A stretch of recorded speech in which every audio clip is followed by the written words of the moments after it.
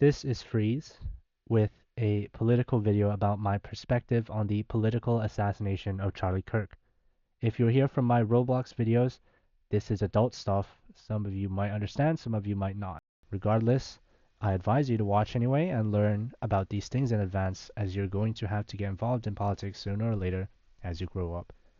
Doesn't matter if you don't understand anything yet, keep watching these related videos and over time you will learn. September 11th of 2025 changed my life. For Americans, it was September 10th, 2025. Charlie Kirk was assassinated that day. He was shot while hosting an event on the campus of Utah Valley University, having an open conversation and civil discourse with the students on that campus. Suddenly, a large crack sound of a sniper shot was heard, and Charlie almost instantly collapsed, blood pouring out of his neck like a fountain. The full uncensored video itself is extremely graphic and horrifying. As a conservative, Charlie Kirk's assassination shook me to the core, which was strange to even me as I had little to no interest to the guy prior to this news. I watched primarily Ben Shapiro and Daily Wire hosts, as well as Steven Crowder, and therefore often had no time to tune into Charlie and TPUSA. My impression of him hadn't changed from the time that he was still close colleagues with Candace Owens, and I had heard of him from time to time, like his Turning Point America Fest, or his appearance on Jubilee, or his debate at Cambridge University, Oxford University, which had already got the attention of my non-political IRL friends and my college schoolmates. He must have been growing in popularity in that recent time, or else he wouldn't be appearing on the feeds of my non-political friends. I myself was also getting more and more content about him, consisting mostly of the left, making fun of his looks, commenting on his guns and teeth, photoshopping and editing his face to further exaggerate his signature features. Oh, Charlie Kirk goes to debate at Cambridge. Oh, Charlie Kirk goes to debate at Oxford. Charlie Kirk appears on Jubilee. Oh, Charlie Kirk is debating students on campus. Oh, Charlie Kirk is dead at 31 years old. As a person from Hong Kong who usually is told that your life and future prospects are mostly determined after 18 because of your university options, it was surprising to me that Americans usually view your life and future as having just started at 18 years old. Charlie Kirk had 13 years and created TPUSA, probably almost single-handedly responsible for the young voter turnout for President Donald Trump that allowed him to win. TPUSA is a massive organization rivaling and even eclipsing the RNC, and Charlie did it all on his own. Fundraising, debates. Steven Crowder introduced me to Change My Minds, and so I had no idea the scope of which Charlie Kirk was recreating that level of content until it was too late. Charlie Kirk had a wife and kids. Most people would dream of achieving all this within their entire lifetime. All of this in 13 years. Charlie Kirk had no education past high school, past college. Charlie Kirk never went to university, yet he accomplished this much. I didn't even care who the shooter was, although I obviously assumed in my mind that there was no way it wouldn't have been a radical leftist. After all, it's completely and utterly ridiculous for someone to shoot somebody for political views that they agreed with. No, what I cared about more was the response from the left. Leftists everywhere were celebrating the murder of Charlie Kirk, cheering and dancing, gushing over how much blood poured out of his neck, even calling for more of these political assassinations, asking for the president and vice president to be killed next. We had seen similar behavior when the president was almost assassinated himself the first time, with the left not only not condemning the violence, but lamenting that the shooter missed, calling for assassins would better aim next time. But to a certain extent, it wasn't such as much of a shock to anybody that the president would have had an attempt on his life. The president is one of the most deadliest jobs in the country, the most hated. He was the most lied about president. The left made it their priority to stop him at every turn, call him Hitler, a rapist, a genocidal, warmonger, a traitor, a Russian spy, impeached him, arrested him, hit him with false charges, banned him across social media, everything under the sun. So, would it surprise anybody that he has assassination attempts? Except Donald Trump survived both attempts. Donald Trump was a political figure that ran for and was in office It came with the job. Charlie Kirk wasn't involved in government directly. Charlie Kirk didn't survive. They're not after me, they're after you. That's what Donald Trump said all the way back in 2019. And the left celebrated it. They cheered it on. In fact, everybody across the political spectrum was being fucking retarded and heartless about it. One half celebrated his death. They called for Trump next, Vance next, Ben Shapiro, Steven Crowder. They called for his family and his widow next, Erica Kirk. On the other hand, the other half justified it, pulling up lies with out-of-context quotes to attack Charlie after his death when he couldn't defend himself. Only then will they bring up these insanely defamatory accusations against him, by the way, when he wasn't alive to be able to defend himself against such accusations anymore. And we'll go through them all right now. They said he deserved what was coming to him because he said gun deaths were worth it to have gun rights, which seems awful at first, but everybody understands it when it's in another context. The right to own a car means car accidents will happen. The right to own a knife means knife stabbings will happen. Yeah, everybody loses their minds when it comes to saying this about the right to own guns. They said he called all black women stupid. He actually called specific black people stupid, which, by the way, they deserve to be called that. They said Charlie Kirk advocated stoning gays. He was actually showing the hypocrisy of cherry-picking Bible quotes. They said Charlie Kirk called someone a chink.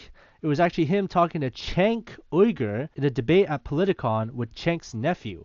They said he wanted to force his daughter to give birth to rape babies. In reality, he was being ideologically consistent with the idea that abortion is murder. What people don't understand is no one is forcing anyone to do anything. The act of rape in the hypothetical has already happened. That's where the impregnation has occurred, and you don't get to commit your own sin, which is murder, to undo the pregnancy caused by the rapist, because you would then be killing a baby. You know, maybe you should be focusing more on preventing the rape itself instead of using it to justify killing your baby. There are so many other lies that they pushed out. Charlie had years and years worth of video footage, hours upon hours of the things he said in his 13 years, and after all the most damning things you can find about him, you have to take out of context for them to even remotely seem bad. If that isn't actually a better testament to somebody's good character, I really don't know what is. Meanwhile, on the right, Candace Owens starts blaming the Jews. Tucker Carlson alluded to it being the Jews. Meanwhile, for some reason, even Nick Fuentes, resident Jew hater, realizes this is all retarded, calling the conspiracy low IQ anti-Semitism, and finally realizing that the people in his audience will just attribute anything to Jews. Wow, really, Nick Fuentes? No way. No one would have seen that coming. And now they're saying even he's bought by Israel, or he got the call or something. Okay, whatever. But can you see how alone you are? On the left, one side celebrates it, the other side justifies it, and meanwhile to your right they're blaming the Jews. I can promise you what is actually even more scarier than a secret Jewish cabal controlling everything from the shadows and killing political figures for disagreeing on Israel is an entire half of your country, half of society, being desensitized and brainwashed into cheering or justifying your murder for your moderate political beliefs. It's actually much more edgy, much more horrifying, and much more believable, with much more evidence to back than your stupid negative IQ Jewish Mossad did everything conspiracy theories. But you know what? I do have to admit, it wasn't a radical leftist that killed Charlie Kirk. It was a moderate one. A moderate leftist killed Charlie Kirk. This is the norm. They couldn't even acknowledge that having a transgender boyfriend was even somewhat of a semblance of a sign that he would lean on the left. They kept using photoshopped and edited images of him wearing a Trump t-shirt. Hardline focused in on the fact that he wore a Trump-themed outfit one time, which, by the way, doesn't even prove anything. Riding on Trump could be seen as disrespectful, and Hardline focused in on the fact that he came from a Republican family household, using that for some reason, instead of his own beliefs. Let's look at the bullet engravings. Everyone on the internet knows what that stupid old meme is, and everyone knows it's only used by gay furry retards. And they pretended that that phrase was just a gaming reference. It's just a gaming reference, guy. Oh, and then the resident dog electrifier, Cenk's nephew, hums the song to dog whistle to his audience of how much he fucking loved the assassination of Charlie Kirk, while running up op-eds about how worried he was about being killed by political violence after fomenting it for years against the right. Oh, Charlie Kirk literally got assassinated, but I'm the real victim here, clearly.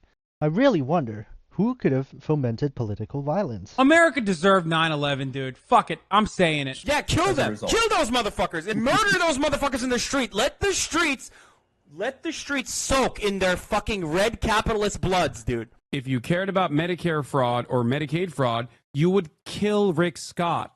This is the same guy that said Dan Crenshaw lost his eye to a brave soldier, terrorist hero who fucked his eye hole. Now, I don't know if you're necessarily brave for being a man penetrating another man, especially in the eye hole. Maybe that's the gay pride part coming in, but okay, whatever. Let's move on to the other bullet engravings. Oh, the guy wrote, if you are reading this, you are gay. Clearly, he hates gay people and therefore is Republican, even though it's clearly trying to provoke people who read this later on, who he has an agenda to think they are actively homophobic. So he's like, oh, I called them gay, and they'll read it on national television. That'll show them. Oh, well, what? A fascist is a bad person. Anybody could use that term. He could be in any political party. Wow. Well, are you saying you're not against fascist Republicans? Wow, you're really telling on yourself here. Ignore that we've been calling the right fascist Hitler Nazi since 2016. Ignore the terrorist Antifa movement. Oh, but Antifa is an idea, bro. It's just an ideology. If you're against Antifa, you are anti-Antifa, which means you are a fascist. Wow, that's so amazing. Let me just make the I feed homeless people community where we just kill all homeless people. Well, what, you oppose that? Well, I don't know. Why would you oppose feeding the homeless? I mean, it's literally the name of the group. They won't take accountability for their actions. In fact, they want you to take accountability for their actions. Destiny, who already refused to condemn Trump's killing and mocked Corey Comparator's death last time around, said that Republicans need to feel threatened so that they look to their leadership for accountability. What fucking accountability? It's the left committing the violence. Mr. President, can you please, as a right-winger, please take responsibility for left-wing violence? Like, what? He also says somewhere that I can't find anymore when I was doing more research on his comments about Charlie Kirk, is that Trump needed to tone down the rhetoric because he was blaming the left before the shooter was even found. Who the fuck else would kill Charlie Kirk? A right-winger? Like, just use your fucking brain for a second. Not to mention the bullet engravings confirming the motives were found very early on. But even then, if we were to say it's somehow irresponsible, the left does it 100 times more. All they do is assume every time a black guy gets killed by police, they're rioting before anyone can even find out what the fuck happened, before even the body cam footage is out. Most of the time they riot even after the body cam comes out, and that quite literally is fomenting racial violence by saying literally everything is racism before any of the facts even get to come out. Yet nobody on the left talks about those types of problems. Most of their arguments have fundamentally been built off assumptions, police brutality, the gender wage gap. Oh, it has to be racism. Oh, it has to be sexism. Again, why the fuck would the right wing be expected to be put on their best behaviors now because of political violence that the left wing did and have been advocating for this entire time? I think that the only way this country moves forward into a better world is when conservatives can finally realize that they need to turn the temperature down on their side. If you wanted Charlie Kirk to be alive, Donald Trump should have been president for the second term. Every time he's in office, this happens. People joked about when Biden came in, it was so boring, nothing was going on. 7 out of 10 of the largest protests in American history have happened under Donald Trump. All of the recent political violence has happened in this country over the past 20 years. The overwhelming majority of it, everybody gets mad because they keep asking Barack about it. What, every time Donald Trump is in office, the left commits violence? Yeah, but because they don't get what they wanted and the right wing is to blame? Who shot Charlie Kirk? A guy from Utah who was raised in a Christian family, who was a 22-year-old. He wasn't trans. He didn't have a trans girlfriend. He didn't have any trans influences. He didn't have any trans bullets. Yeah, I'm sorry, you guys were wrong on all of that. To be clear, I won't condemn anything until the president of the United States can go on air and say all of us need to calm down. you won't condemn the murder of Charlie Kirk until Donald Trump says something. I'm a YouTuber. Leftists and Democrats have been condemning and turning down the temperature, for a decade. Don't let this disgusting cuck and the rest of the media fool you, by the way. The left hasn't been toning down the violence for a decade. They've been dialing it all the way up. And then they lie to you that right-wing terrorism is more common. All these fucking autistic studies calculate political violence in the most disgustingly biased ways possible. They will rope Islamic terrorism as right-wing, include weird prison killings and politically unmotivated crimes committed by people who happen to be ideological extremists. All of them exclude the entire BLM riots caused entirely by the left crying over the death of a career criminal fent addict. The overwhelming majority of political violence is committed by the left, and it's not even close. You can simply prove this even by looking at what both sides think about political violence. 24% of very liberals said it was always or usually acceptable to be happy about the death of a political figure they oppose, as opposed to 3% of very conservatives. 8-to-1 ratio. I recommend you read more because there's more in that post that I don't have time to go over. And then he tells Andrew Wilson to condemn Melissa Hortman's assassination, and you can say it's whataboutism, but I don't agree with that at all. In fact, I think Destiny is right here for all the wrong reasons. Politics is nothing but whataboutism. It's built upon precedent. He's actually right that if it is the case that only one side is expected to condemn political violence while the other supposedly doesn't need to do so, that there is zero reason to do it. But the issue is he's living in the fucking fantasy land. The left is the one committing political violence violence and then telling the right to condemn their own minimal amounts of political violence while refusing to condemn or even acknowledge their political violence. Of course I'd condemn Melissa Hortman's assassination. Let's talk about her killer though. Vance Bolger, the crazy lunatic that had no King's anti-Trump stickers in his car, was a crazy person that said that Tim Walz ordered him to do it. Yeah, he said that he killed her on behalf of Tim Walz, and this was after she was the only person in her Democrat Party to vote against taxpayer-funded healthcare coverage for illegal immigrants along with the Republicans. Destiny was counting on the people there not being familiar with the case because nobody knew or cared about who fucking Melissa Hortman was until they decided to spin her assassination into a left-wing talking point. No one called for Melissa Hortman to die. No one on the right supports violence. The right have been actively advocating against it and condemning it unequivocally because the right knows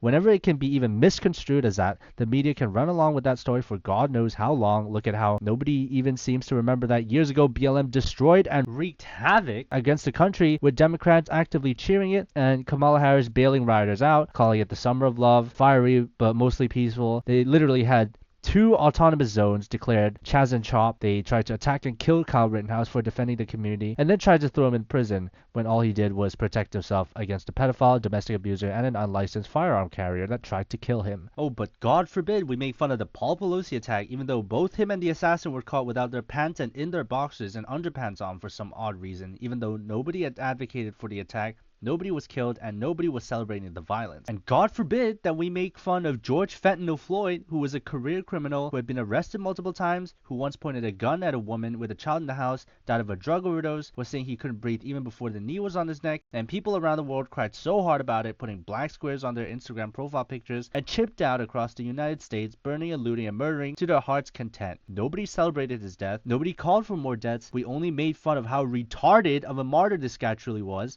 Not to mention the trials of the police who had to deal with him had one of the most blatantly politically biased rulings since probably O.J. Simpson, because they would have been burning even more buildings if they hadn't gotten the ruling that they wanted. Oh, but it's indicative and representative of a broader problem within society. So why is every single example you guys use to riot the most blatantly unjustifiable thing to riot about every single goddamn time? George Floyd, Breonna Taylor, Michael Brown, Trayvon Martin, Corey Gaines, Devon Bailey, Rayshard Brooks, Antoine Rose, Jacob Blake, Ahmaud Arbery. Why don't you go ahead and riot when a black person actually does get unjustly killed by a racist white cop? Maybe because you have to pull it out of your ass every time you're making up a problem that doesn't exist. Hey, will they condemn and punish Jay Jones, the guy who's running for Virginia Attorney General, for literally joking about killing his political opponent and wishing his children died in their mother's arms? Will they stop supporting his campaign for his actions? Well, no, but you know, they do think that he should be saying that. I mean, that's not cool, Jay Jones. Come on, tut. But anyway, we still wholeheartedly support you with no real consequences. Oh, you think the right can get away with even a fraction of that kind of behavior if they attack their political opponents like that? But anyway, yeah, along with not only celebrating Charlie Kirk's death, not only justifying it by lying about him, not only saying actually you're the problem, you should look to your leadership to tone down their rhetoric because of a political assassination caused by their side, but also they are the real victims of the situation. They just assassinated your guy. Actually, this is all about how affected they are by the situation. Now, let's go to Jimmy Kimmel, who after Charlie Kirk's death made some disgusting comments about the situation, suggesting that the right wing was desperately trying to unfairly label the shooter as left wing.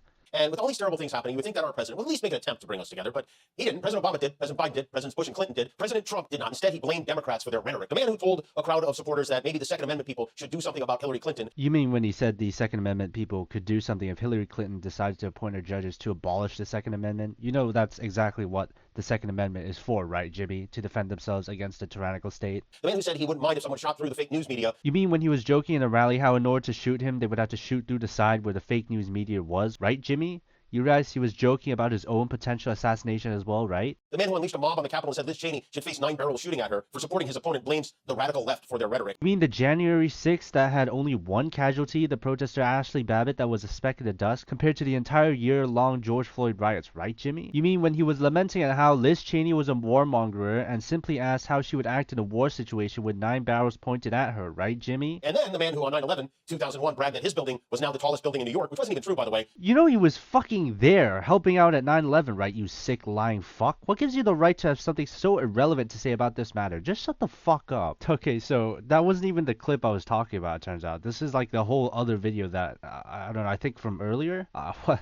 Like, good God, how many times can this fucker lie about one singular event? What, did he put it in multiple monologues? Holy fuck. Okay, this is the right one. Over the weekend with the MAGA gang desperately trying to characterize this kid who murdered Charlie Kirk as anything other than one of them and put everything they can to score political points from. There it is, that's the part. So he fucking pretends, once again, that the shooter wasn't a leftist. Now, you'll see here, he never explicitly tells you the truth or makes a real claim. He would just push and allude really hard to one side so that you think that's all he's trying to tell you when he's not. Oh, my wife is trying really hard to tell everyone that I beat her all day. She's doing everything she can. Well, I mean, I do actually beat her all day, but still. And like I said, the information about the bullet engravings were already publicly released long before this segment came out, but they just want you to keep believing their misinformation online when they only reported this photoshopped image of Tyler Robinson in a Trump shirt, or heavily reported that he had Republican parents, as if that somehow meant he himself was a Republican, and neglects to mention he literally had a furry transgender as a boyfriend. Now, what happened was his show was basically cancelled due to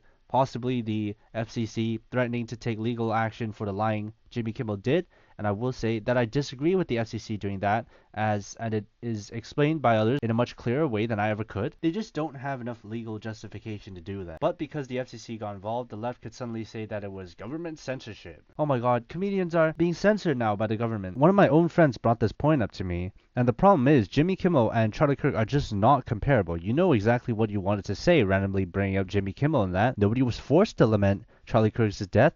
You just weren't supposed to literally celebrate it or lie about him after his death. It's like the bare minimum, my friend. Oh yeah, I really wonder which incident was more consequential of free speech problems within the United States.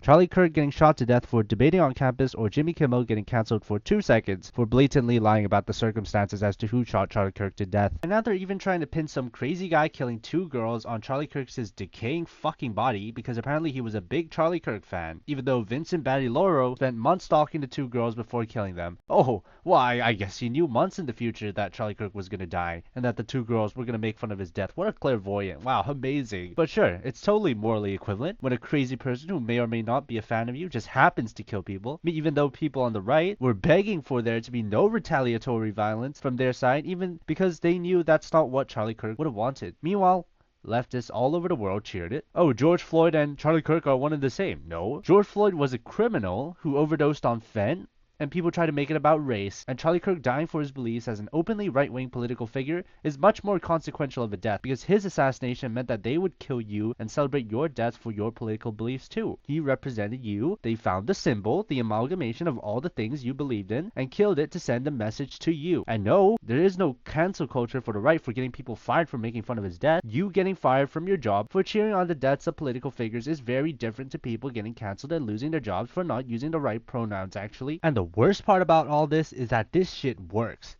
As it came out, more people somehow thought that the shooter was a right-winger than a left-winger. Can you imagine that? Despite the bullet engravings being publicly announced and reported super early, the mainstream media and the online left were able to run defense for and lie for the narrative long enough to trick everybody that the shooter was a fucking right-winger. More people thought Tyler Robinson, the guy who shot Charlie Kirk, a right-winger, was a fucking Republican, a right-winger, than a Democrat, a left-winger. But I mean, surely, hopefully, everyone knows by now, right? Well, sure, people know now, but it's lost in the news cycle. No one cares about Charlie Kirk anymore. It's old news. Celebrate, lie, justify, blame you, and then claim victim, and then nobody cares anymore. Old news. Because even if the truth eventually comes around, by then everybody's already moved on to the next story. They don't need to actually convince you. They just need to run out the clock, which is why I am beyond frustrated with some on the right, and I know that an outsider living in Hong Kong, studying in the UK, I know I have no right to judge, nor do I know what's happening behind the scenes. But regardless, to me, it feels like his death and what that actually meant was forgotten way too quickly. God gave you 2 warnings beforehand, 3 now. Charlie Kirk is dead. I'll say it again, he already gave 2 warnings. The first, a couple photo ops, everybody outraged, and then memory wiped. Gone in the everlasting, ever-turning news cycle, everybody forgets. The second one barely anybody even knows about. Guarantee most of the left, or just about anyone, even knows or remembers there was a second assassination attempt, in large part because there was no footage, but they covered it up because they didn't want to make him any more of a martyr because they didn't want him to win. Now you've all seemingly forgotten both assassinations by now and what they mean, or you just don't care, or you don't think it's a big deal anymore. Now Charlie Kirk is assassinated. This time he's actually dead. You didn't learn the first 2 times when the most important man in America almost died. So now one of the most important men on the future of the right is dead, and you still seemingly haven't learned anything. It's not about a few select people that want to start doing political content, starting their new little podcast in wake of his death, or going to campus to debate in his memory in his place. No. Every single one of you needs to go out into the world and speak the ideas you shared with him in his place, not just to make a name for yourself, as a way of life. Why are your leftist friends so open and brazen about sharing their political views online? I've had to talk with them about what happened, and let me tell you, these people are stupid and evil. They don't care about what happens to you. These blatant liars and useful idiots. Why are trends like the black square in BLM such a big fad followed by almost everyone? Because you didn't say anything back then, and I might be wrong because what I'm asking you to do, I can't see the effects and fruits of labor of until at least a couple of years later. But I'm not optimistic, because you didn't say anything back then, and you're not saying anything now. Charlie Kirk spoke openly about his ideas on campus, not just to inspire more political right-wing commentators to succeed him as he got old, but to inspire all of you to have these conversations in your everyday lives. He can't speak for you anymore, so now it's your turn to talk to the left. Challenge them on even the issues they think they are moderate.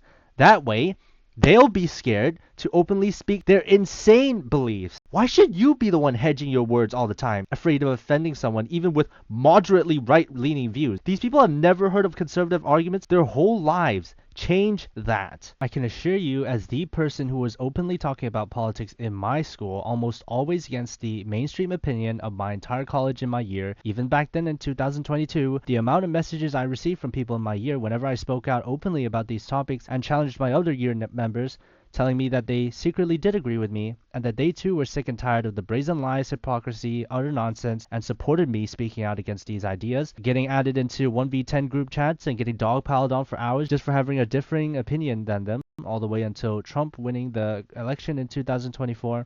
And the same people in my year reaching out to me expressing their support for Donald Trump, all the way from Hong Kong, seeing them become more political because of the same content creators that I've been watching for almost a decade since I was 13 years old. Even you as one person can change a lot of people's minds and perspectives just by speaking out once. And if you haven't been doing a lot more of this by now, a lot more people are going to die. And again, I'm very happy about the amount of new people, especially those younger generations, surging up to take the microphone in Charlie's place. It's amazing. We need more of that. They're not taking their safety seriously at all. I mean, those two that got kicked out of the HBCU campus, for example, things could have easily gotten ugly. You can't allow a mob like that to slowly gather. You need to tell the audience consistently to keep their distance, and also regulate the amount of people watching your debates at a time, because they just keep slowly piling on and on until they realize they can just intimidate you with sheer numbers. You need to be absolutely shouting at them angrily to keep their distance. In no way are they supposed to be able to just so easily take your debate signs from you. It's ridiculous. Obviously, you're not in as much of a threat as the bigger creators are, but that's also the perfect kind of mentality that they would want you to be thinking if they do end up wanting to target you. Yes, the new debaters on campus or on the streets are great and all, but that's not anywhere near enough. We should be hoping to see that when Charlie Kirk were to retire from doing his campus debates, he got shot and his life ended early. It's simply not enough. Everybody needs to be openly voicing their opinions. If the opportunity ends up presenting itself, do not expect somebody else to do it for you. That is all I have to say for this video. I had a lot more that I wanted to say, but it took way too long making this video. On the video itself is also, the duration is way too long. If you're here if this is your first time watching one of my videos, you can see normally it's not political, but I will be starting to do political content because of what happened with Charlie Kirk. But before I start fully focusing on more political content, there is one thing I have to do, is I have to make one final video about some Roblox related insider Discord drama, community, whatever. If you're here just watching for the political content, please don't watch the next video, because there's no way you're going to be able to understand it, and it's really just a bunch of very childish, immature, petty shit that I don't think you will understand unless you are actually part of the community. So I advise you not to watch the next video I send out. Thank you for watching, and goodbye.